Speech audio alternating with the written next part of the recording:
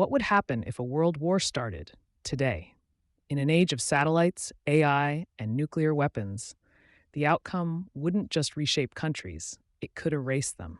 Let's break down 10 shocking facts about a modern day world war. There are 9 countries with nuclear weapons today. Together, they hold over 12,000 warheads, enough to destroy the Earth many times over. In World War II, it took weeks to mobilize. Today, war can begin in seconds with cyber attacks, drones, and hypersonic missiles. Artificial intelligence is now part of military strategy. AI can track targets, launch strikes, and even make kill decisions without human input. Most of today's population lives in cities. Any large-scale war would likely destroy urban centers, not open fields.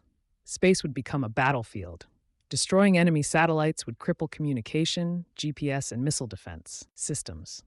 World economies are deeply connected. A single major conflict could crash global markets, trigger recessions, and collapse supply chains. Propaganda is no longer leaflets and radio. It's memes, deepfakes, and AI-generated misinformation, spreading faster than bullets. Modern wars don't spare civilians. With drones, cyber attacks, and biological threats, anyone, anywhere could become a target.